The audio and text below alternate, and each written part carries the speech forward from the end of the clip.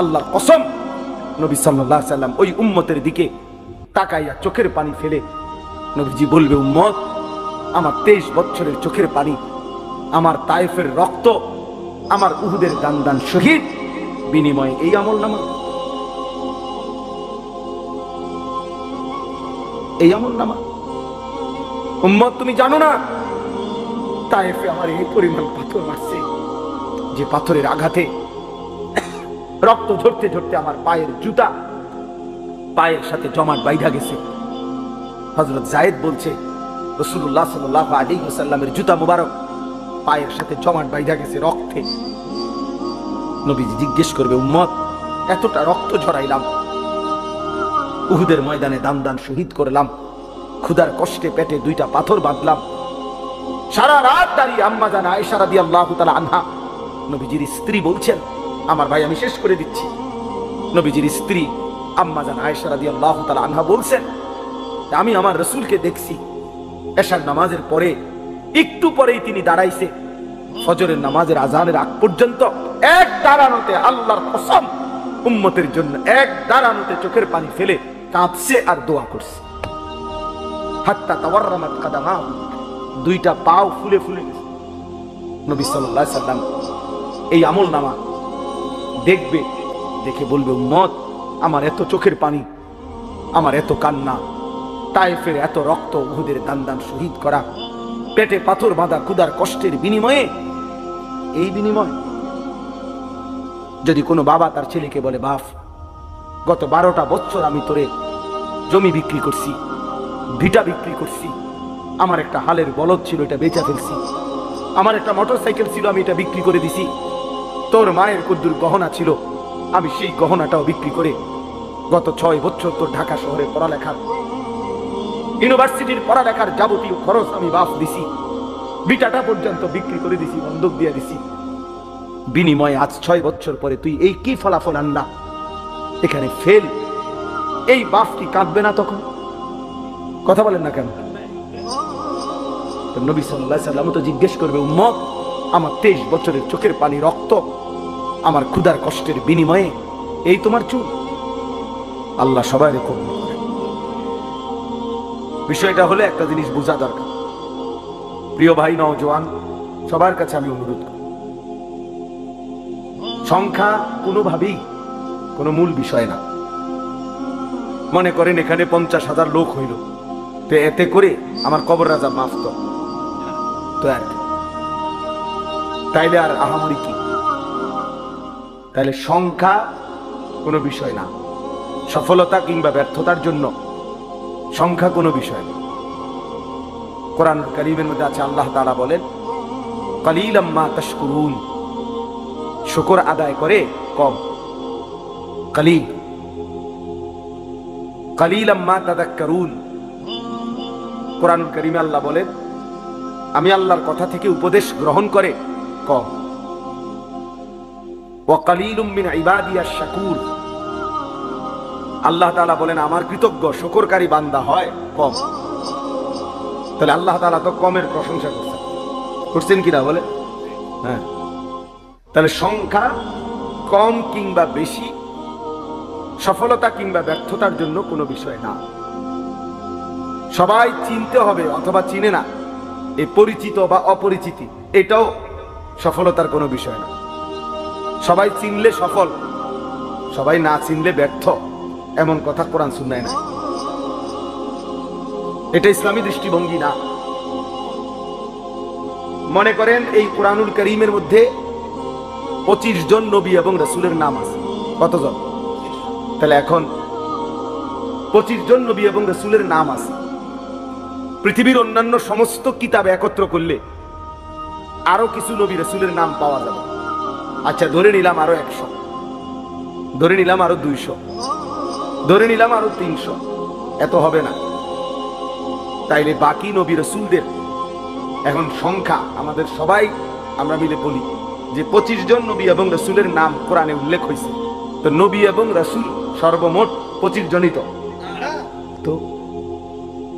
1,24,000 এই বর্ণনাটিকে যদি ধরা হয়, এই রাওয়ায়াতটাকে যদি ধরা হয়, তো আসমানের নিচে জমিনের উপরে একেবারে যদি বাড়ি চালানো দেয়, তারপরেও তো হাজার খানিক নবী এবং রসুলের নাম পাওয়া যাবে না। তাইলে বাকি যে এই লক্ষের উপরে নবী এবং রসুলদের নাম পৃথিবীর কোনো কিতাবে নাই, কেউ জানে না, তাইলে ওনারা ব্যর্থ, বলো না ভাইয়া? তাইলে কি হলো?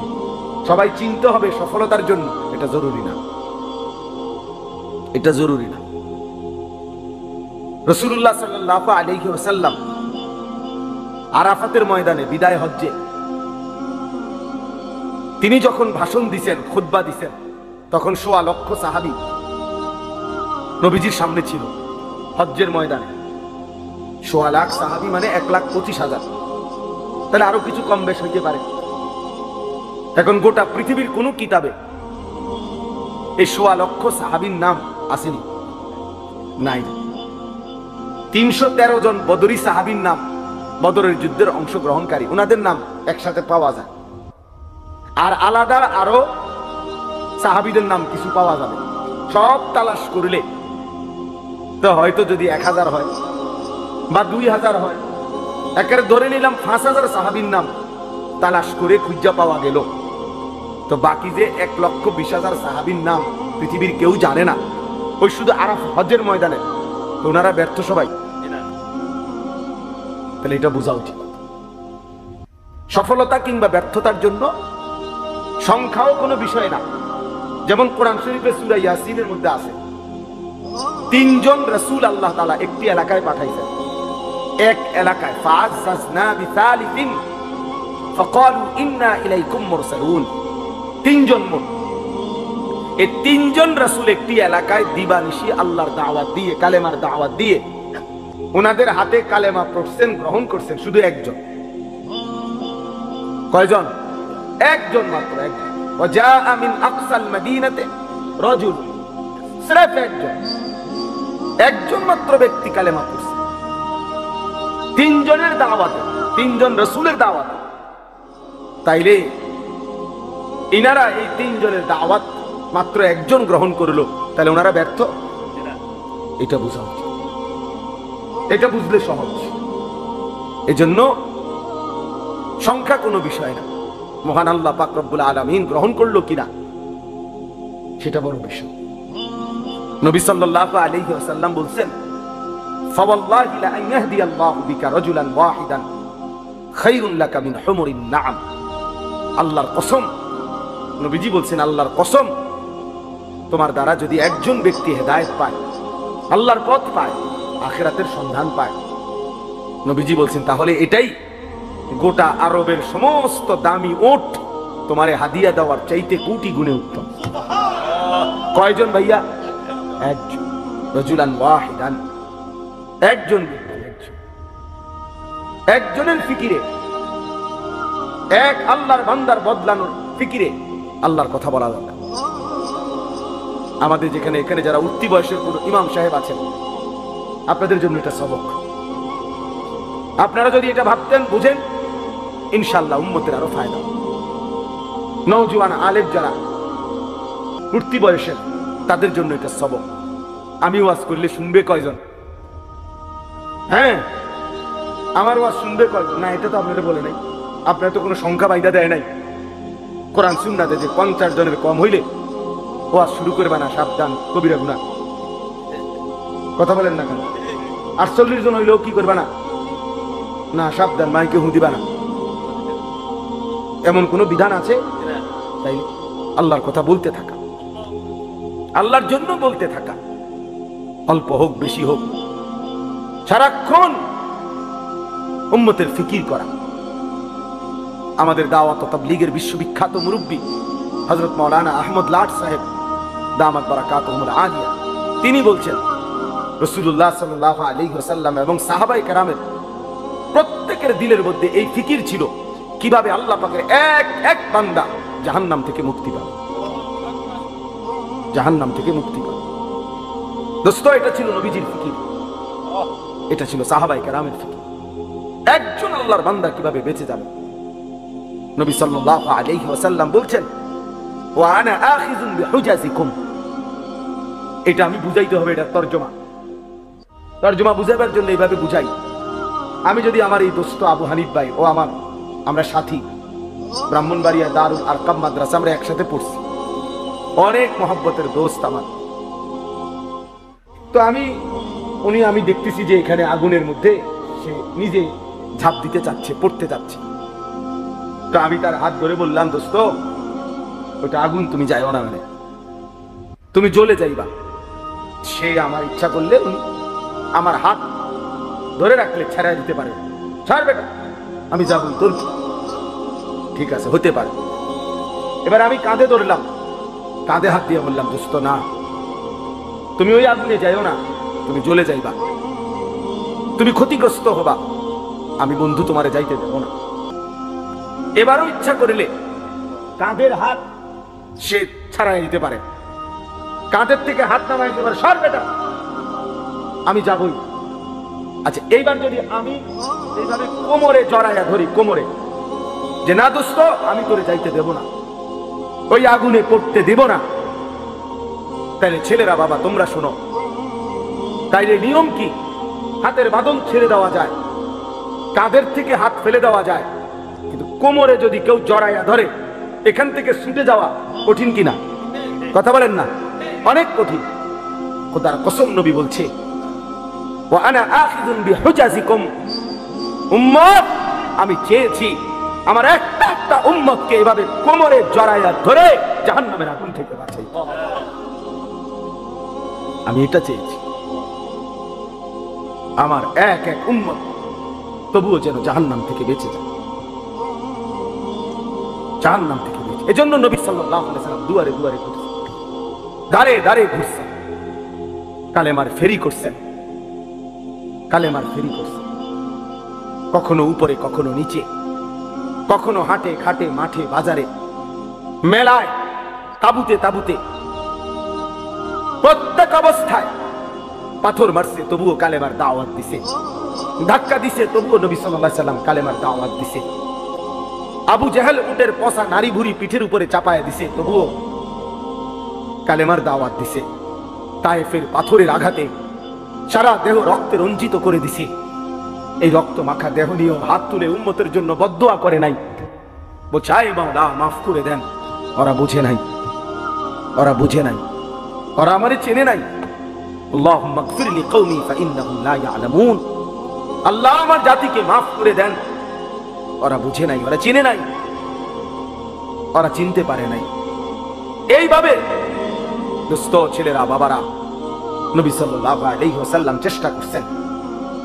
তারিখে ইবনে খাল্লিকানের মধ্যে আছে, আরবি কিতাব, নবী সাল্লাল্লাহু আলাইহি ওয়াসাল্লাম আবু জেহেলের কাছে 4000 বার কালেমার দাওয়াত দিয়েছে, 4000, 4000 শুধু আবু জেহেলকে কালেমার দাওয়াত দিয়েছে। এক ফিকির ছিল, কিভাবে আমার একটা উম্মত বাইচে যাবে, কিভাবে আমার একটা উম্মত জাহান্নাম থেকে বাঁচবে, আল্লাহকে পেয়ে যাবে। একজনের ফিকির করছে, 10 জনের ফিকিরও করছে, কখনো একজনের কাছে, কখনো 10 জনের কাছে, আবার কখনো 1.25 লক্ষ সাহাবীর সামনেও নবীজি কথা বলছে, কথা বলছেন। কবি আরশ पर कभी फरश पर, कभी उनके दर कभी दर बदर, हमें आशिकी तेरा शुक्रिया, मैं कहां कहां से गुजर गया, कभी हो रास्तू में तन्हा, कभी हो गुरूदे सहरा, मैं जुनू का हम सफर हो, मेरा कोई घर नहीं है। रसूलुल्लाह सल्लल्लाहु अलैहि वसल्लम যেন বলতেন এটা, মেরা কোই ঘর নেই, আমার কোনো ঘর নাই, উম্মতের দুয়ারই আমার ঘর, উম্মতের দুয়ারই আমার ঘর। কবি হো রাস্তু মে তনহা, কখনো রাস্তায় আমি একাকী ঘুরছি, আল্লাহর কথা ফেরি করছি, কখনো শূন্য মরুভূমিতে একাই হাঁটছি, উম্মতের জন্যই চোখের পানি ফেলছি, চোখের পানি ফেলছি। এই জন্য ভাইয়া, এই আজকের এই মাহফিলের ইন্তজাম যারা করছেন, আমার প্রথম কথা এটা, এই ফিকির কলিজার মধ্যে থাকতে হবে আমাদের। মুসলমানের এই নওজোয়ান, এরা নামাজ পড়বে শতভাগ কোন দিন? আমাদের এই যে ভরপুর ছেলে, আলহামদুলিল্লাহ এখন রাত 12টা 9 বাজে, রাত গভীরে যারা আল্লাহর কথা শুনতে বসছে, তারা ইচ্ছা করলে তাদের কলিজার ভিতরে যদি আল্লাহর মহব্বত কলিজা ছিঁড়ে বুঝানো যাইতো, তারা আজকের 5 ওয়াক্ত নামাজের সেজদাও দিত। কিন্তু প্রিয় বন্ধু, তোমরা ইনসাফ করো। অনেক ছেলে তোমরা আলহামদুলিল্লাহ এত রাত বসছো এক মৌলবীর বয়ান শুনতা, কিন্তু এমন অনেকেই আছো যারা আজকের সারা দিনে 5 ওয়াক্ত নামাজের 1 ওয়াক্ত নামাজও পড়ো নাই। হায় বন্ধু, আমার দোস্ত, আমার সন্তান, আমার ছেলে, আমার ছোট ভাই, তুমি করলা নাকি? কারে নারাজ করলা? কারে নারাজ কর? কেমনে পারলা? কেমনে সম্ভব হইল এই বেনামাজি জিন্দিগি? এশার নামাজও পড়লা না। এই অবস্থায় দোস্ত যদি ঘুমাও, অনেকে রাত ভোর জেগে জেগে নারী দেখো, ছবি দেখো, মোবাইলের অস্থির দৃশ্য দেখো। নারী আর ছবি দেখে প্রিয় বন্ধু ছেলেরা শরীর তো নাপাক হয়, হারাম বীর্যপাত হলে শরীর তো নাপাক হয়। এশার নামাজও করলা না, শরীরটাও নাপাক। এই অবস্থায় ঘুমায় রইলা। আমার বন্ধু, যদি এই রাত আর ভোর না হয়, এই ঘুম যদি আর না ভাঙে, আল্লাহর কসম, গতকালকের পত্রিকাতেও আসছে, ফিলিস্তিনি এক 6 বছরের বাচ্চা, সে সাক্ষাৎকার দিছে, আমি আমার বন্ধুদের সাথে খেলতেছিলাম, হঠাৎ করে বোমা পড়ছে, আমি বেহুশ হয়ে গেছি। আমার যখন হুঁশ আসছে, 6 বছরের মাসুম বাচ্চা বলতেছে, আমি হুঁশ ফিরে আসার পরে দেখি আমার ডান হাতটা নাই, আমার হাত আমার সাথে নাই, আমি আর হাত খুঁজে পাই নাই। কত অনাথ, কত অসহায়, কত বাচ্চা বাবার স্নেহ, মায়ের আদর থেকে বঞ্চিত। প্রিয় বন্ধু, প্রিয় ছেলেরা, আমার বাবারা, আমার ইনসাফের সাথে ভাইব। এই পৃথিবীতে এই মুহূর্তে রানী মুসলমানের পবিত্র লাশ বোমার আঘাতে উপরে উঠে টুকরা টুকরা হয়ে ছিন্ন ভিন্ন হয়ে গেছে। ফিলিস্তিন যেন আরেকবার উহুদের ময়দান দেখাইছে যুবক। সেই আমিরে হামজার পবিত্র লাশ যেভাবে উহুদের যুদ্ধের মধ্যে কাইটা টুকরা টুকরা করা হয়েছে, ফিলিস্তিন গাজার জমিনে আবার ইমানদার মুসলমান ওইরকম ছিন্ন ভিন্ন লাশ দেখাইছে।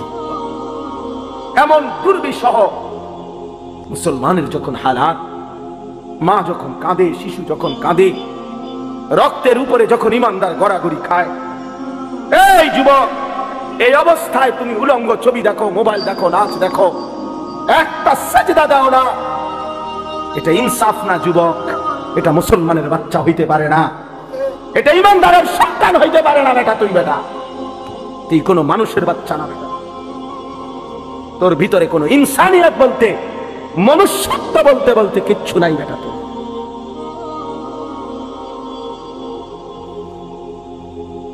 ওই জানোয়ার তোর চাইতে ভালো। বেটা তুমি মুমিনের রক্ত দেখো নাই? তুমি মজলুমের আহাজারি শোনো না? ওমা লাকুম লা তুকাতিলুনা ফি সাবিলিল্লাহ ওয়াল মুস্তাদাফিনা মিনার রিজালি ওয়ান নিসাই ওয়াল বিলদান আল্লাযীনা ইয়াকুলুনা রাব্বানা আখরিজনা মিন হাযিহিল ক্বরিয়াতি যালিমি আহলুহা। আল্লাহ বলে, তোমাদের কি হলো? তোমরা কেন আল্লাহর রাস্তায় জীবন দিচ্ছ না, জিহাদ করছো না? অথচ দুর্বল পুরুষ, শিশু, বৃদ্ধা, নারী, বাচ্চা চিৎকার করে বলছে আর আল্লাহকে ডাকছে, মাওলা জালেমের এই জমিন থেকে আমাদেরকে রক্ষা করো মাওলা। ফিলিস্তিনি মা আহাজারি করছে, বোন আহাজারি করছে, ছেলে আহাজারি করছে, 6 বছরের মাসুম বাচ্চাও কাঁদতেছে। কোনো কান্না, কোনো চোখের পানি, কোনো রক্ত, শহীদের কোনো লাশ, তোমাদের যাদের কলিজার মধ্যে একটু বিবেক নাড়াইল না, তোমরা কেমন মানুষ বলো ভাই? ইনসাফ করো, ইনসাফ করো, রহম করো দোস্ত, রহম করো। ছেলেরা এত অসভ্যতা মানা। এই ছেলে, নামো নামো এখান থেকে, বেটা ফালতু কোথাকার বেটা।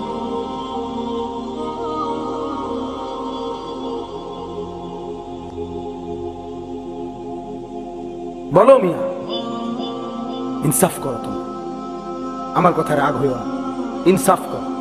মুসলমানের সন্তান এমন হওয়ার কথা ছিল,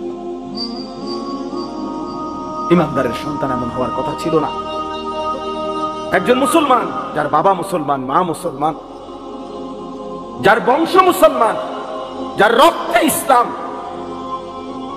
এইভাবে আল্লাহকে ভুলে কিভাবে, এইভাবে আল্লাহকে ভুলে, এভাবে কিভাবে আল্লাহকে আমি দাঁড় করাইতে পারবো তো ভাইয়া? এখন তোমরা যারা আজকের সারাদিনে এক ওয়াক্ত নামাজ পড়ো নাই, আমি তো দাঁড় করাইতে পারবো। চেহারা দেখলে বোঝা যায় বেনামাজির।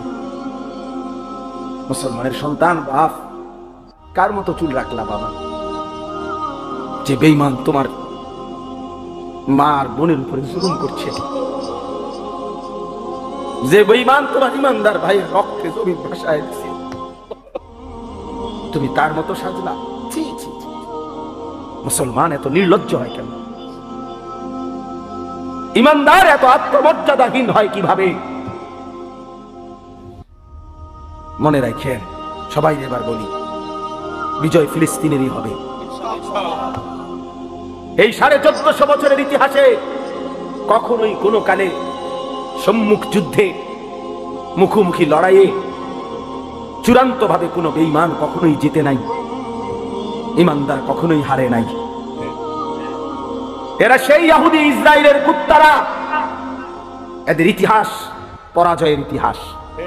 এরা মদিনার বনু নজির হেরে গেছে, এরা বনু কুরাইজা হেরে গেছে, এরা বনু কাইনুকা হেরে গেছে, এরা খায়বারের বেঈমান ইহুদি হেরে গেছে। এরা এই পৃথিবী বারবার দেখছে, আসমান ও জমিন বারবার সাক্ষী আছে, ইহুদি কুত্তারা কোনোদিন পৃথিবীতে জিতে নাই, কোনোদিন না ভাইয়া। জানো না তোমরা? আমরা ইতিহাস জানি, আলহামদুলিল্লাহ, কোনোদিনও জিতে নাই, আজও জিতবে না, আজও জিতবে না ইনশাআল্লাহ।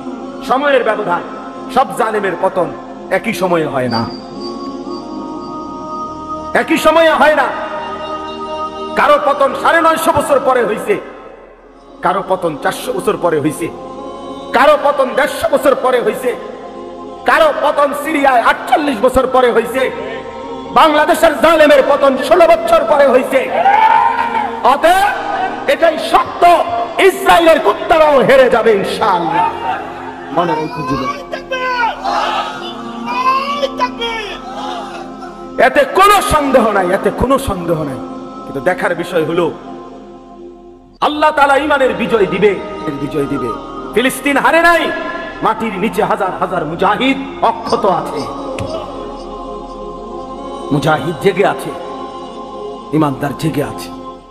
অতএব যুদ্ধের চূড়ান্ত ফয়সালা মুমিনের বিজয়, ফিলিস্তিনের বিজয়। কিন্তু দেখার বিষয় হলো আল্লাহর দ্বীনের জন্য তুমি কাজে লাগলা কিনা। বিজয় আল্লাহ করাবেনি, বিজয় হবেই হবে, কোনো সন্দেহ নাই ইনশাআল্লাহ। তো তুমি ইসলামের জন্য কাজে লাগলা কিনা? আমার যুবক, তুমি নষ্ট হইও না, আমার নওজোয়ান তুমি নষ্ট হইও। আমি এই মাত্র বলছি, আজকে আমাদের পূর্বপুরুষ, আলহামদুলিল্লাহ, আমাদের দাদারা, বাবারা, আমাদের জেনারেশন, আমরা যারা 40-45 বছরের বয়সী, আমাদের পূর্বপুরুষ, দাদা, বাবা আকসারি দিনদার ছিল, 3 পুরুষ দিনদার ছিল। আজকে তোমরা যারা 18, 20, 25 বছর বয়সে তোমরা একটা ওয়াক্ত নামাজ পড়ো না, সারা দিন সারা রাত মোবাইল, নারী ছবি, অস্থির দৃশ্য, উলঙ্গ নাচ গান নিয়ে ব্যস্ত আছো, তোমাদের হাতেও একটা জেনারেশন আসবে। আল্লাহ চাহে তো ইনশাআল্লাহ তোমরাও বিয়ে করবা, আল্লাহ দিলে তোমাদেরও বাচ্চা সন্তান হবে। সেদিন তোমরা বুঝবা তোমাদের এই অব্যাহত গুনাহ, অসভ্যতার, অস্থিরতার খেসারত তোমাদেরকেই দিতে হবে। আমি একটা উদাহরণ বলি, শুনেন কামাল ভাই। আমাদের কুমিল্লার, আপনি তো চিনবেনই, মুরাদনগর মাদ্রাসার যিনি মুহতামিম শেখুল হাদিস আল্লামা মুফতি আমজাদ হুসাইন সাহেব, বাংলাদেশের একজন অন্যতম আলেম ওয়াইস, উনি নিজে বলছে, এক ভদ্রলোক, ওনার ঘনিষ্ঠ, ওনার মেয়েটা আরেকটা ছেলের সাথে ভাগ্যা গেছে। ভাগ্যা যাওয়ার পরে মেয়েটার তালাশে উনি বহু তালাশ কইরা মোটামুটি সন্ধান পাইয়া আনতে পারে নাই, থানায় মামলা করছে। কসম আল্লাহর, উনি নিজে বলছে ওই মেয়েটা মেয়ের বাবার কাছে চিঠি লিখছে, এটা চিঠি পাঠাইছে। চিঠির মধ্যে মেয়ে স্পষ্ট লিখছে, আপনারা দুইজন যে কাজটা করেছিলেন অবিকল আমি তো তাই করলাম, এখন আমার বেলায় পুলিশ পাঠালেন কেন? আমার বেলায় থানায় মামলা কেন? আপনারা বাপ মা তো ভাগ্যে গিয়ে বিয়ে করছেন,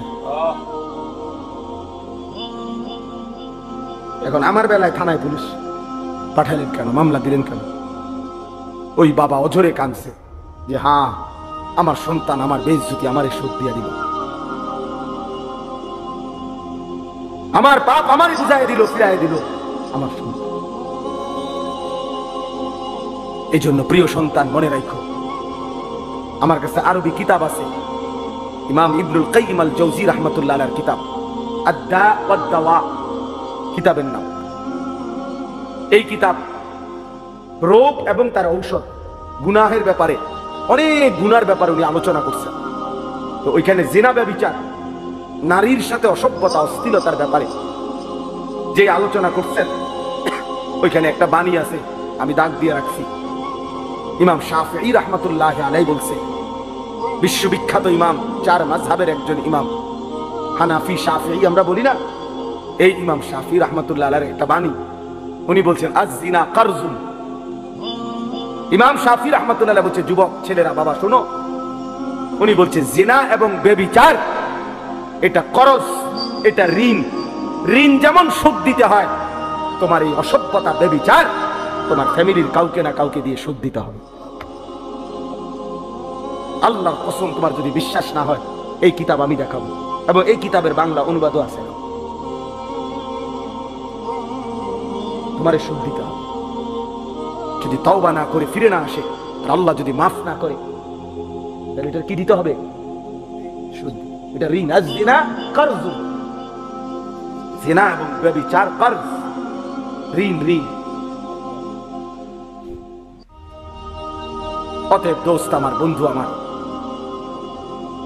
প্রিয় সাথী আমার, মজলুমের দিকে আরেকবার তাকাও, ইমানদারের খণ্ড বিখণ্ড লাশের দিকে আবার তাকাও, গাজা ফিলিস্তিনের মজলুম মার দিকে আবার তাকাও, আরেকবার নিজের দিকে তাকাও। এমন মুহূর্তে একজন মুসলমান সন্তান এমন করা, নামাজ নাই, সেজদা নাই, আল্লাহ নাই, রাসূল নাই, এগুলো কার মতো তোমরা চুল রাখলা? কারে তোমাদের প্রিয় মানাইরা? কার লেবাস, কার পোশাক তোমাদের পছন্দ হলো? দোস্ত, কোন খেলোয়াড়ের গেঞ্জি পরলা? সে মুসলমান? আর্জেন্টিনার খেলোয়াড় মুসলমান, ব্রাজিলের খেলোয়াড় মুসলমান, তো সে তোমার পছন্দ হলো কেন? মেসি তোমার প্রিয় হবে কেন? এ তো পত্রিকা আসছে, ওর দুইটা বাচ্চা হওয়ার পরে, যে মহিলার থেকে দুইটা বাচ্চা হয়েছে, তার 9 বছর পরে ওই মহিলারে বিয়ে করছে, দুইটা বাচ্চা নিয়ে। হ্যাঁ, এটা তো আমি নিজ চোখে দেখছি ব্যাপারে। 9 বছরের অবৈধ মেলামেশায় দুইটা বাচ্চা হয়েছে, এরপরে 2 বাচ্চা লইয়া হে ওই মহিলারে বিয়ে করছে।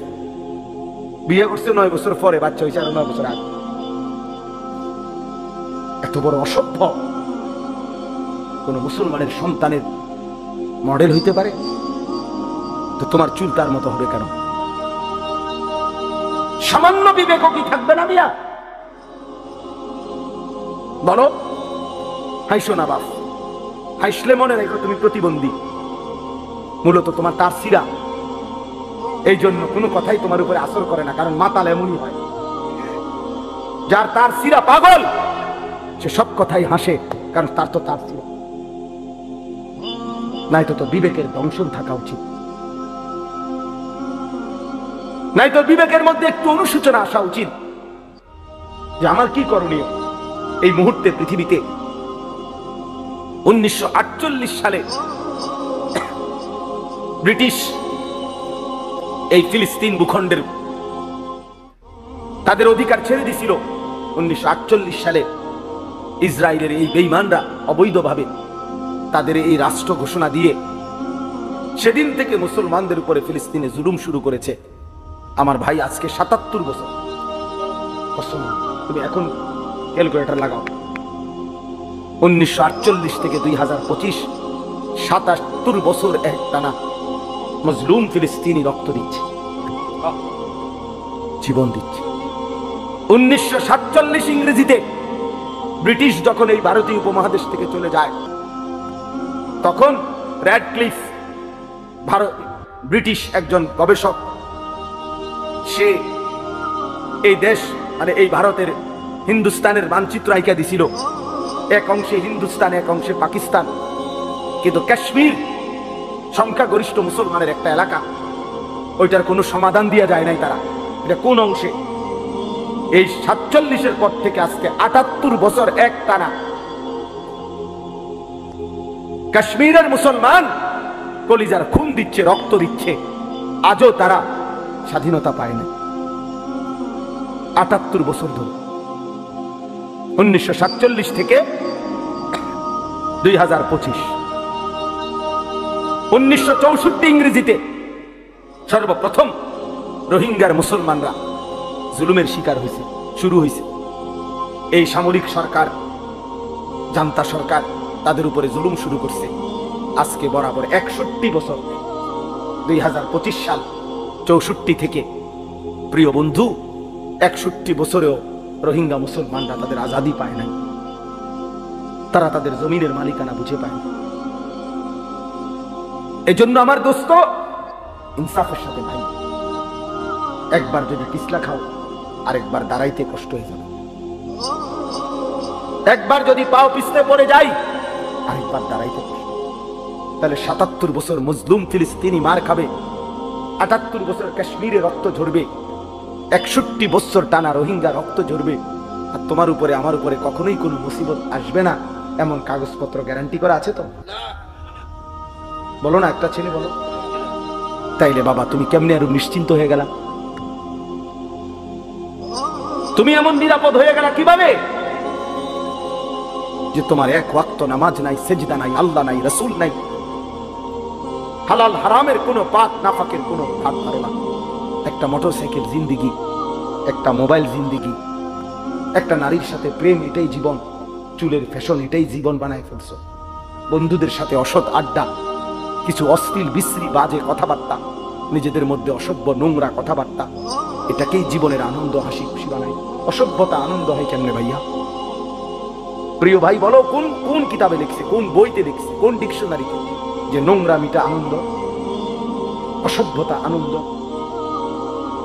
তুমি একটা মেয়ের পিছনে ঘুরলা, এটা তো অসভ্যতা, এটা তো আনন্দ না। তুমি উলঙ্গ ছবি দেখলা, এটা তো নোংরামি, এটা তো আনন্দ হতে পারে না। অশ্লীলতা তো পৃথিবীর কোনো ভাষায়, কোনো দেশে, কোনো ধর্মে অশ্লীলতাকে আনন্দ বলে না, অসভ্যতাকে আনন্দ বলে না। অতএব ইনসাফ করো।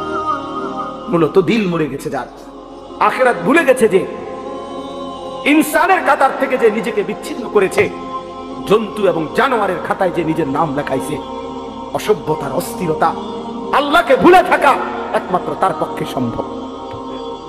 এবার আমি কোরআন থেকে বলি, কোরআনুল কারীমের সূরা আরাফের মধ্যে আছে স্পষ্ট, আল্লাহ তাআলা বলেছেন, ওয়াত্তাবাআ হাওয়াহু ফামাসালুহু কামাসালিল কালব। আল্লাহর কসম, কোরআনের আয়াত। আল্লাহ বলছে, মনের ইচ্ছা মতো যে চলে, আমার মনে যা চাই আমি তাই করব। ওয়াত্তাবাআ হাওয়াহু, যে তার নফসের মনের চাহিদার অনুসরণ করে। কিসের আল্লাহ, কিসের রাসূল, কিসের কোরআন? বাদ দে বেটা এডি হুজুরদের এসব কথা বাদ, আমার মনে যা চাই তাই করব। চুল আমার ইচ্ছা মতো, জামা আমার ইচ্ছা মতো, পোশাক আমার ইচ্ছা মতো, মন চাইলে খাড়াইয়া মুতলাম, মন চাইলে বইয়া মুতলাম, মন চাইলে মানুষের মেয়েরে বিরক্ত করলাম, মন চাইলে সারা রাত উলঙ্গ ছবি দেখলাম, যা ইচ্ছা তাই করলাম। আমার বাবার সম্মান, মার সম্মান, কিচ্ছুর আমার কোনো পরোয়া নাই। আল্লাহর কসম, কোরআনে আল্লাহ বলছে, এমন জীবন যার, তার দৃষ্টান্ত কামাসালিল কালব, কুত্তার মতো, কুত্তার মতো, কুত্তার মতো। এই নাফরমান, এই জিন্দেগি কুত্তার জিন্দেগি, কুত্তার জিন্দেগি। এজন্য বেনামাজ জীবনে রাখিস, তোর জিন্দেগি কুত্তার জীবন। সেজদাবিহীন যুবক, মনে রাখিস তোর জীবন কুত্তার জীবন। সারা রাত উলঙ্গ ছবি দেখো যারা, নারী ছবি, মোবাইলের অস্থির দৃশ্য, মনে রাখিস বেটা তোর জীবন কামাসালিল কুত্তার জীবন, জানোয়ারের জীবন। এই একবার সুযোগ পাইছি, একবারই বললাম, আরেকবার আসতে হবে জরুরি না, আরেকবার আসার কোন প্রয়োজন নেই। আর যদি না বাঁচি, আরেকবার যদি বলার সুযোগ না পাই, একবারই বললাম প্রিয় বন্ধু ফিরে আসো। প্রিয় নওজোয়ান মুসলমানের এই বিপদে তুমি না দাঁড়াইলে কে দাঁড়াবে? আমাদের মালিককে যদি আমরা ডাক না দেই, আমাদের উপরে সাহায্য কেমনে আসবে? আমাদের মনিবের কাছে যদি আমরা কাঁদি না কাঁদি, আমাদের বিজয় আসবে কিভাবে? আমাদের প্রিয় নবী সাল্লাল্লাহু আলাইহি ওয়াসাল্লাম, এবার রাসূলুল্লাহ সাল্লাল্লাহু আলাইহি ওয়াসাল্লামের জিন্দেগি শুনেন। সবাই শুনতেছেন? ছেলেরা, বাপ তোমরা শুনতেছো? বাপ ভাবতে শিখো ভাইয়া। যত ধমকেই দেই, যত শক্ত কথাই বললাম, দোস্ত আল্লাহর কসম আমি বুক চিরে দেখাবো আমি তোমারে ভালোবাসি। আমার জিন্দেগি ছেলেদের জন্য, নওজোয়ানের জন্য, আমার জিন্দেগি, এটা আমার সাধনা, এটা আমার মেহনত, এটা আমার ফিকির আমার। আল্লাহর নবী সাল্লাল্লাহু আলাইহি ওয়াসাল্লাম মাত্র 313 জন সাহাবীকে নিয়ে বদরের যুদ্ধে যখন যুদ্ধের ময়দানে দাঁড় করাইছে 1000 কাফেরের মোকাবেলায়, হাদিসে স্পষ্ট আছে নবীজি সাল্লাল্লাহু আলাইহি ওয়াসাল্লাম তখন সাহাবীদেরকে বললেন, তোমরা দাঁড়াও, আরে যেমনে দাঁড় করাইছি দাঁড়াও, তবে আমি আদেশ না দেওয়া পর্যন্ত যুদ্ধ শুরু করবা না। কথা বুঝছেন কিনা? এই কথা বলে আল্লাহ নবী সাল্লাল্লাহু আলাইহি ওয়াসাল্লাম পিছনের দিকে আসছে, একটু পিছনের দিকে আসছে আর কি। আয়েশা পাহাড়ের টিলায় নিচে, পাহাড়ের চূড়ার নিচে আল্লাহ নবী সাল্লাল্লাহু আলাইহি ওয়াসাল্লাম সেজদা দিয়ে এক টানা কাঁদতে শুরু করছে। নবী সাল্লাল্লাহু আলাইহি ওয়াসাল্লাম অঝরে চোখের পানি ফেলতেছেন এই বদরের প্রান্তরে। তখন আল্লাহ নবী সাল্লাল্লাহু আলাইহি ওয়াসাল্লাম বলছেন, আল্লাহ আমি আপনার কসম করে বলতেছি, ইন তুহলিক হাদিহিল ইসাবা লান তুবাদা ফিল আরদ। মাওলা আমার সামান্য পুঁজি, আমার গত 13 বৎসর, আমার গত 13 বৎসরের মক্কার মেহনত, মদিনার 6 মাস বা 1 বছর, আমার এই 14 বছরের কাছাকাছি সময়ের মেহনতে আমার এই 313 জন সাহাবী, আমার পুঁজি আমি দাঁড় করাইছি ময়দানে। এই ছোট্ট সৈন্য আমার অল্প কয়টা লোক, আজ যদি বদরের এই প্রান্তরে আপনি যদি আমার এই সামান্য বাহিনী শেষ করে দেন, এরা যদি শহীদ হয়ে যায়, তো মনে রাখেন মাওলা লান তুবাদা ফিল আরদ, আপনার জমিনে আর আপনাকে ইবাদত করার কেউ থাকবে না। আমার পুঁজি তো 313 জন, ওরা যদি শহীদ হয়ে যায় সবাই, আপনার সেজদা দিবে কে?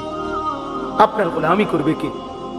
এইভাবে আল্লাহ নবী সাল্লাল্লাহু আলাইহি ওয়াসাল্লাম অঝরে কাঁদতেছিলেন আর বলতেছিলেন, আহাজারি করতেছিলেন। আল্লাহ রাব্বুল আলামিন ঠিক তখন জিবরাইল পাঠাইয়া নবী সাল্লাল্লাহু আলাইহি ওয়াসাল্লামকে সরাসরি জানায় দিয়েছেন, বন্ধু ফাস্তাজাবা লাহুম রাব্বুহুম, আপনার দোয়া আমি কবুল করেছি। আমি আল্লাহ আসমান থেকে এই মুহূর্তেই জিবরাইলের নেতৃত্বে 1020 ফেরেশতার কাফেলা আপনার সাহায্যে পাঠাচ্ছি। আন্নী মুমিত্তুকুম বিআলফিন মিনাল মালাইকাতি মুরদিফিন, আমি এক্ষুনি পাঠাচ্ছি। আপনার সাথে আপনার সাহাবীদের সাথে কাঁধ মিলিয়ে ফেরেশতারা যুদ্ধ করবে। বদরের যুদ্ধে আল্লাহ তাআলা মুমিনের বিজয় দান করছেন, বিজয় দান করছেন। তাহলে এই জন্য ভাইয়া, প্রিয় ভাই আমার, রাসূলুল্লাহ সাল্লাল্লাহু আলাইহি ওয়াসাল্লাম চোখের পানি ফেলছেন। আল্লাহ নবী সাল্লাল্লাহু আলাইহি ওয়াসাল্লাম, আজকে আমরা তো কমপক্ষে চোখের পানিটা তো ফেলতে পারি। এই মুহূর্তে আমরা যদি গাজা যাইতে তো চাই, যাওয়ার জন্য কসম আল্লাহ শুধু মাহফিলে বলতেছি না, একাকিত্ব মালিকের কাছে 1000 বার বলছি, মালিক যদি এই জান তোমার পছন্দ হয় তো এই জান দিতে রাজি আমি, তবুও মজলুমকে বাঁচায় দাও, মজলুমকে বাঁচায় দাও। যে সারা বাংলাদেশ ব্যাপী যখন মিছিল হয়েছে, আমাদের সবাই আমরা মিছিল করছি, আলহামদুলিল্লাহ আমরাও মিছিলে গেছি, আমরাও মিছিল। আমার ছোট ছেলে, আমার 2 ছেলে, আমার বড় ছেলে 13 বছর, ওরে আমি সাথে নিছি, তো আমার 7 বছরের ছোট ছেলে, এই যে আমাদের সারা দেশ একসাথে যে মিছিল করলাম আমরা, 7 বছরের ছেলে ওই ধারায় আছে। তা আমি বলি, আব্বা তুমি ছোট মানুষ, তুমি যাইও না, আলহামদুলিল্লাহ, মালিকের দয়া। আমার বিবি ওই আমারে বলতেছে যে আমার পক্ষ থেকে আমি আমার ছোট ছেলে দিলাম, কসম আল্লাহ, ও চরও নিয়ে যা, এটা আমি আমার পক্ষ থেকে দিলাম। অতএব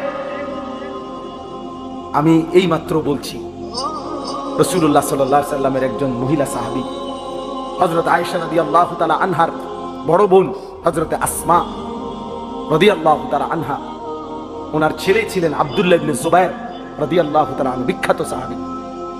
সর্বশেষ উনি যখন হাজ্জাজ ইবনে ইউসুফের বিরুদ্ধে যুদ্ধ করার জন্য বের হইতেছিল, শেষবারের মতো দুশমনের মোকাবেলায় যুদ্ধে যাওয়ার সময় ওনার আম্মা এই আসমা হযরত আবু বকর সিদ্দিক রাদিয়াল্লাহু তাআলা আনহুর মেয়ে, উনি তখন 90 ঊর্ধ্ব বয়স, উনি চোখে দেখতেন না, অন্ধ হয়ে গেছিলেন।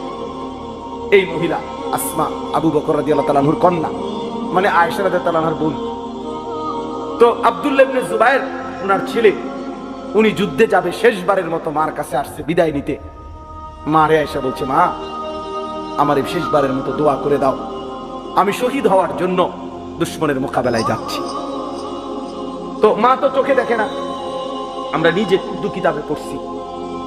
উনি কাছে আসছে, মা ওনারে কাছে আসতে কইছে, তো কাছে আসছে, আর হযরতে আসমা চোখে দেখেন আমি হাত বাড়াইছে ছেলের গায়ে দোয়া করার জন্য, হাত লাগাইয়েই হাত সরাই ফেলছে। সাথে সাথে হযরত আব্দুল্লাহ ইবনে জুবায়ের অবাক হয়ে গেছে যে আমার মা আমার গায়ে থেকে হাত সরাই ফেললো কেন। ওনার আম্মা আসমা 90 বছরের ঊর্ধ্বে যার বয়স, মুসলিম নারী, সেই মা বলতেছে, আব্দুল্লাহ তুমি না শহীদ হওয়ার জন্য যুদ্ধে যাচ্ছ বললা? বলছে, হ মা, শহীদ হওয়ার জন্যই তো যাচ্ছি। হযরত আসমা বলছে, তাহলে সন্তান আমার লোহার বর্ম গায়ে দিলা কেন? লোহার পোশাক গায়ে দিলা কেন? যদি বলো শহীদ হবা, তাহলে গায়ে লোহার পোশাক পরলা কেন? তুমি না বলে শহীদ হবা, খোলো এই পোশাক, আল্লাহর জন্য জান দিয়ে দাও। তো পোশাক খুলে ফেলছে উনি। এরপরে খালি জামায়, শুধু স্বাভাবিক জামা দিয়ে যুদ্ধ করে হযরত আব্দুল্লাহ ইবনে জুবায়ের শাহাদাত বরণ করছে। আরো শোনো যুবক, আমি উর্দু কিতাবে এই ঘটনাও পড়ছি। আল্লাহর নবী সাল্লাল্লাহু আলাইহি সাল্লামের একজন সাহাবী ছিল হাবিব ইবনে যায়েদ, হাবিব ওনার নাম। নবী সাল্লাল্লাহু আলাইহি সাল্লামের এই সাহাবীকে একজন মিথ্যা নবী দাবিদার, সর্বপ্রথম যে নিজেকে মিথ্যুক নবী দাবি করছিল নবী সাল্লাল্লাহু আলাইহি সাল্লামের ইন্তেকালের কয়েকদিন আগে, তার নাম হলো মুসাইলামা, মুসাইলামাতুল কাজ্জাব। তখন নবীজি তখন জীবিত, একেবারে লাস্ট টাইম। এই সময় সে নিজেকে মিথ্যা নবী দাবি করছিল। এই মিথ্যুকের অনুসারী যে কয়েকজন, তারা ঘটনাচক্রে এই রাসূলুল্লাহ সাল্লাল্লাহু আলাইহি সাল্লামের মাত্র 16 থেকে 17 বছর বয়সী হাবিব ইবনে যায়েদ এই সাহাবীকে বন্দী করছে, আটকাইয়া ফেলছিল। আটকাইয়া যখন মুসাইলামা ওই মিথ্যুক ভণ্ড নবী দাবিদারের কাছে আনছে, তো ওই বেঈমান মুসাইলামা ওনার এই সাহাবী হাবিবকে, সুন্দর চেহারা, 17 বছরের ছেলে, নবীজির সাহাবী, ওনাকে বলছে, হাবিব তুমি একবারের জন্য শুধু বলো আমি মুসাইলামা আল্লাহর নবী। তখন হযরত হাবিব বলছে, আল্লাহর কসম, আশহাদু আন্না মুহাম্মাদান রাসূলুল্লাহ ওয়া আনতা কাযাব, আমি সাক্ষ্য দিচ্ছি মুহাম্মদ সাল্লাল্লাহু আলাইহি সাল্লাম তিনিই আল্লাহর রাসূল আর তুই মিথ্যুক। কিতাবে আছে বন্ধু, এই মুসাইলামা ওনার ডান হাত কেটে ফেলে দিছে, বলছে এবার বল। বলছে, লা আনতা কাযাব বাল মুহাম্মাদুর রাসূলুল্লাহ সাল্লাল্লাহু আলাইহি সাল্লাম। বাম হাত কেটে ফেলে দিছে, বলছে এবার বল। বলছে, লা আনতা কাযাব। ডান পাও কেটে ফেলে দিছে, বলছে এবার বল, লা আনতা কাযাব। বাম পাও কেটে দিছে, উনি এবারও বলছে, লা আনতা কাযাব, তুই মিথ্যাবাদী। শেষ পর্যন্ত জিহ্বা টেনে ছিঁড়ে ফেলছে, শরীরটা কাইটা টুকরা টুকরা করে, খোদার কসম, বুটি বুটি পিস পিস বানায় ফেলছে, গোশতের টুকরার মতো। এরপরে হযরত হাবিব ইবনে যায়েদের পবিত্র লাশকে টুকরা টুকরা করে ছিন্ন ভিন্ন করে ফেলে দিছে। আমরা ওই কিতাবে পড়ছি, ওনার এই খবর মদিনায় আসছে যে ওনারে যে এভাবে নির্মম ভাবে শহীদ করছে। তখন ওনার মা ছিল মহিলা সাহাবী, ওনার আম্মাও মহিলা সাহাবী, উম্মে আম্মারা ওনার মায়ের নাম। এই উম্মে আম্মারা তিনি ওনার কাছে আইসা, লোকেরা শুনাইছে, মা তোর ছেলে হাবিব মুসাইলামার বাহিনীর হাতে শাহাদাত বরণ করছে। কিন্তু উনারে বলছে, মা তোর ছেলের মৃত্যু বড় নির্মম মৃত্যু হয়েছে। মুসাইলামা একটা একটা করে অঙ্গ কাইটা কাইটা টুকরা টুকরা করে একেবারে পিস পিস বানায় ফেলছে, কিন্তু তোমার সন্তান একবারের জন্য মদিনার রাসূলকে অস্বীকার করে নাই, মুসাইলামাকে এক সেকেন্ডের জন্য নবী মানে নাই। বারবার তোমার সন্তান শেষ নিঃশ্বাস পর্যন্ত মদিনাওয়ালার নাম বলে গেছে। এই তখন আমরা কিতাবে পড়ছি ওই মহিলা, ওই সাহাবীর মা একটা চিৎকার দিয়া সবার সামনে বলছে, লিহাদাল ইয়াউম আরদাতুহু, মদিনাবাসী আল্লাহর কসম এমন একটা দিনের জন্যই আমি আমার সন্তানকে বুকের দুধ খাওয়াইছি। বুকের দুধ খাওয়াইছি। অতএব বাবা, এক মা তার পবিত্র দুধের সৌভাগ্য বলতেছে যে সন্তান আমার দুধের হক আদায় করছে, আমার বুকের দুধের হক আদায় করছে, আল্লাহর জন্য জান দিছে। আজকে তোমাদের মারা 2 বছর তোমাদেরকে দুধ পান করাইছে, তোমাদের বাবা হাজারো বার তোমাদের মুখে গালে চুমা দিছে, তোমাদের বাবার ঘাম ঝরানো টাকা দিয়ে সংসার চালাইছে, বিনিময়ে মা বাবাকে এত বড় অপমান করো না। রাসূলুল্লাহ সাল্লাল্লাহু আলাইহি ওয়াসাল্লাম 23 বছরে কি পরিমাণ কাঁদছেন তিনি, কাঁদছেন। আমি প্রায়ই বলি এই কথাটা যে নবী সাল্লাল্লাহু আলাইহি ওয়াসাল্লাম অসংখ্য উম্মতের আমলনামা দেখে যখন দেখবে পৃষ্ঠার পর পৃষ্ঠা নামাজ নাই, রোজা নাই, কামের কোনো অনুভূতি নাই, পাক নাফাক বলতে কিচ্ছু নাই, 30 বছর ফজরের নামাজ পড়ে না এমন উম্মত 40 বছর কোনোদিন হারাম ছাড়া হালাল খায় নাই, সুদের ব্যবসা করে গেছে 40 বছর, দাড়ি কাইটা গেছে 30 বছর, মিথ্যা বলছে 60 বছর বয়স, আমল নামায় দেখা যায় বিড়ি আর সিগারেট ছাড়া কোনো দিন বাকি নাই, গালি ছাড়া কোনো দিন নাই, নাচ গান টেলিভিশন ছাড়া কোনো রাত নাই। আল্লাহর কসম, নবী সাল্লাল্লাহু আলাইহি ওয়াসাল্লাম ওই উম্মতের দিকে তাকাইয়া চোখের পানি ফেলে নবীজি বলবে, উম্মত আমার 23 বছরের চোখের পানি, আমার তায়েফের রক্ত, আমার উহুদের দান দান শহীদ বিনিময়ে এই আমলনামা, এই আমলনামা। উম্মত তুমি জানো না তায়েফে আমার এই পরিমাণ পাথর মারছে, যে পাথরের আঘাতে রক্ত ঝরতে ঝরতে আমার পায়ের জুতা পায়ের সাথে জমাট বাইধা গেছে। হযরত যায়েদ বলছে রাসূলুল্লাহ সাল্লাল্লাহু আলাইহি ওয়াসাল্লামের জুতা মুবারক পায়ের সাথে জমাট বাইধা গেছে রক্তে।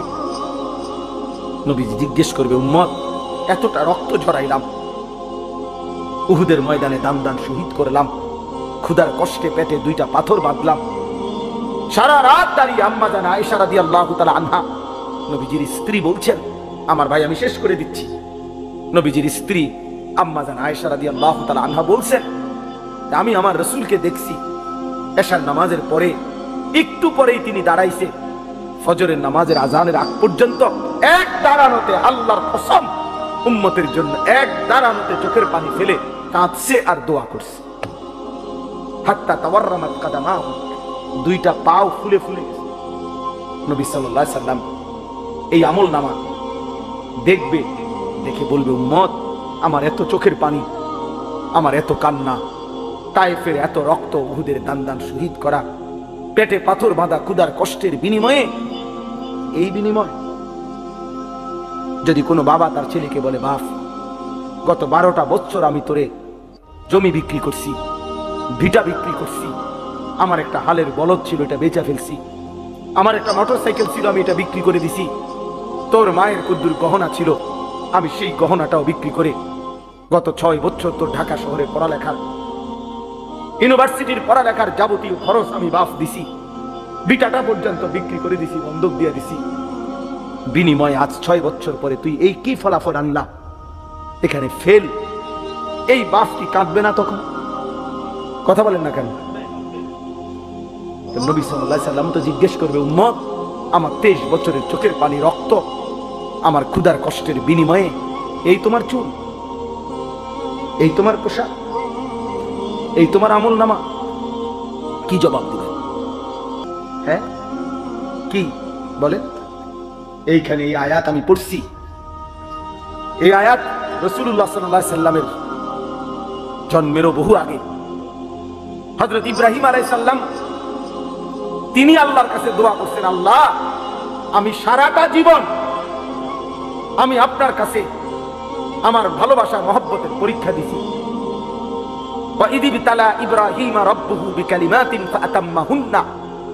আল্লাহ ইব্রাহিম আলাইহিস সালামকে বহু পরীক্ষা করছে, বহুবার। প্রত্যেক পরীক্ষায় ইব্রাহিম আলাইহিস সালাম গোল্ডেন এ প্লাস পাইছে। উত্তীর্ণ হয়েছে ইব্রাহিম আলাইহিস সালাম প্রত্যেকবার। ছোট্টবেলা থেকে নিয়ে এই যতবার পরীক্ষা করছে, প্রতি পরীক্ষায় উত্তীর্ণ হওয়ার পর তাফসীর মাআরিফুল কোরআনে আমি পড়ছি আল্লাহ তাআলা 70 বার ইব্রাহিম আলাইহিস সালামকে মোট পরীক্ষা করছে। কোন বর্ণনায় আছে 40 বার, কোন বর্ণনায় আছে 30 বার। এই 70 বারের পরীক্ষায় প্রত্যেকবারে তিনি পাশ করছেন। 70 বারের পরে আল্লাহ তাআলার কাছে ইব্রাহিম আলাইহিস সালাম দোয়া করার সুযোগ পাইছিলেন। দোয়া করার, কিছু চাইবার। আল্লাহ বলছিল, ইব্রাহিম 70টা বছর তুমি 70 বার আমি তোমারে পরীক্ষা করেছি, শেষ পর্যন্ত আপন সন্তান জবাই করতে বলছিলাম, সেটাতেও তুমি পাশ করছো। আমার ঘর বানাইতে বলছি, সেটাতেও পাশ করছো। যাও ইব্রাহিম, এবার কিছু আমার কাছে চাও, আমি দিমু তোমারে।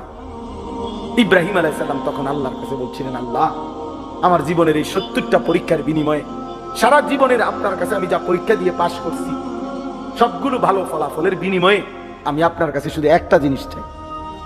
কয়টা? একটা জিনিস। তবে মজার বিষয় হলো, মাওলা, সবকিছুই আপনার কাছে আছে অনেক, আমি যেটা চাই সেটা আপনার কাছেও আছে একটা। আপনার কাছেও আছে এক পিস। আমি জানি মাওলা, আমি যেটা চাইবো এখন আমার সারা জীবনের পরীক্ষার বিনিময়ে, ওইটা আপনার কাছে আছেই একটা। আপনার কাছে আরেকটা নাই, আমি জানি। আমি ওইটাই, আমার কলিজাটা চাই। আমি আপনার ওই একটা প্রিয় ধন আমার দরকার, আমি ওইটা নিব।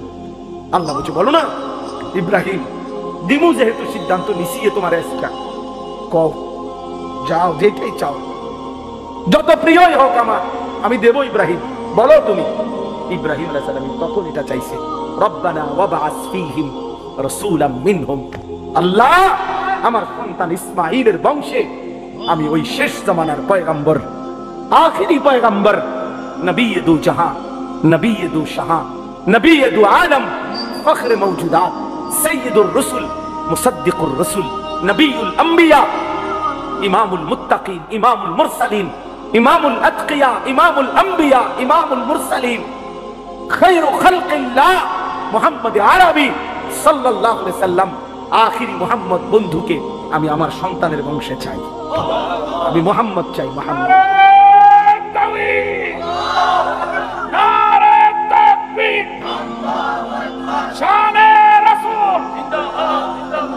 বুঝছিনি ভাইয়া? রব্বানা ওয়াবআস ফীহিম রাসূলাম মিনহুম। আল্লাহ, আমি ওই কলজাটা চাই, আমি আখিরি রাসূল চাই, শেষ পয়গম্বর চাই, আমি বন্ধু মুহাম্মদকে চাই সাল্লাল্লাহু আলাইহি ওয়াসাল্লাম।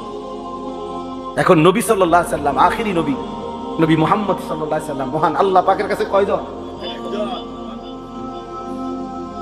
একজন। হুসনে ইউসুফ দমে ঈসা, ইয়াদে বাইদা দারি, আছে খুবা হামা দারান তু তনহা দা। আল্লামা ইকবাল বলছে, হে নবী মুহাম্মদ, ১৬ লক্ষ আম্বিয়া, সব নবী, সব রাসূলের যত গুণ, যত বৈশিষ্ট্য, যত মুজিজা, সব আলাদা আলাদা করে খুঁজে দেখছি, আপনি একা বন্ধু, আপনার মাঝে সব একসাথে খুঁজে পেয়েছি। আছে খুবা হামা দারান তু তনহা দারান। আপনি একাই সব, আপনি একাই সব, আপনি একাই সব। এজন্য আমরা লাকাদ মান্নাল্লাহু আলাল মুমিনিনা ইয বাআসা ফীহিম রাসূলাম মিন আনফুসিহিম, আমাদের জীবনের সবচেয়ে বড় অর্জন, আমরা আখিরি রাসূল পেয়েছি। আমাদের জীবনের সবচেয়ে বড় পাওয়া বন্ধু, আমরা আখিরি নবীকে পেয়েছি। অতএব আমার শেষ কথা এটা, আল্লাহ বলছে, বন্ধু ইব্রাহিম আলাইহিস সালাম বলছে, মাওলা, আমি কেন চাই মুহাম্মদ সাল্লাল্লাহু আলাইহি সাল্লামকে আমার সন্তানের বংশে, ইয়াতলু আলাইহিম আয়াতিকা, সে আপনার কালাম তেলাওয়াত করে পরবর্তী বংশধরকে শোনাবে।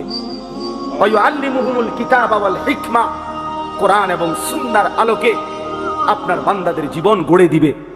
ওয়া ইউযাক্কিহিম, আপনার বান্দার কলিজাটা পাক সাফ করে পবিত্র করে দিবে। ইন্নাকা আনতাল আজিজুল হাকীম, আমি জানি মাওলা আপনি সবটা ক্ষমতা রাখেন, আপনি মহাপ্রজ্ঞাময় শক্তিশালী। এজন্য এই আয়াত পড়ার উদ্দেশ্য হলো এই শেষ কথা আমার, আমরা শ্রেষ্ঠতম নবীর উম্মত, আখিরি রাসূলের উম্মত। অতএব আমাদের ঈমান, আমাদের আমল, আমাদের তাকওয়া, আমাদের ইখলাস আরো বেশি হওয়া উচিত। শেষ জামানার নবী, আখিরি নবীর উম্মত হিসাবে আমাদের আত্মমর্যাদা আরো বেশি হওয়া উচিত। এজন্য প্রিয় যুবক বাবা, পর্দার আড়ালের মা বোন, এত বড় শ্রেষ্ঠতম নবী পেয়ে আমরা যদি জিন্দিগিটা এভাবে নষ্ট করে দেই, এটা উচিত না, এটা ইনসাফ না। এজন্য আমি অনুরোধ করছি, আজকে এই রাত গভীরে তোমরা যারা কিশোর নওজোয়ান এতটা কষ্ট করে এত রাত অবধি বসে রইলা, আমি তোমাদের কাছে অনুরোধ করি ভাইয়া, মাথার চুল থেকে পায়ের নখ পর্যন্ত তুমি যেহেতু সুন্দর নিজেকে সাজাইতে চাও, আমিও বলি তুমি সুন্দর হও, কিন্তু সেই সৌন্দর্য নিজেকে যেহেতু সুন্দর করতে চাও, আল্লাহর কসম প্রিয় নবী সাল্লাল্লাহু আলাইহি সাল্লামের চাইতে সুন্দর এই কায়নাতে আর কেউ হইতে পারে না। অতএব সুন্দরী যেহেতু পছন্দ, তাহলে রাসূলুল্লাহ সাল্লাল্লাহু আলাইহি সাল্লামের সৌন্দর্য গ্রহণ করা এটাই সবচেয়ে বেশি বুদ্ধিমান এবং বিবেকবানের উচিত। কারণ প্রিয় নবী সাল্লাল্লাহু আলাইহি সাল্লাম তিনি হাসলেও সুন্দর, তিনি কাঁদলেও সুন্দর, তিনি হাঁটলেও সুন্দর, তিনি বসলেও সুন্দর। হাজারো সাহাবী নবী সাল্লাল্লাহু আলাইহি সাল্লামের সৌন্দর্যের বর্ণনা দিয়েছেন। নারীরা, পুরুষেরা, সাহাবীরা সবাই নবীজির সৌন্দর্যের প্রমাণ করছেন। 1450 বছর ধরে আপনজন দুশ্মন সবাই নবীজির জীবনী গবেষণা করছে। ইমানদারের কাছেও তিনি শ্রেষ্ঠ, পৃথিবীর সমস্ত কাফের বেঈমানের কাছেও আল্লাহ রাসূল সাল্লাল্লাহু আলাইহি সাল্লাম শ্রেষ্ঠ।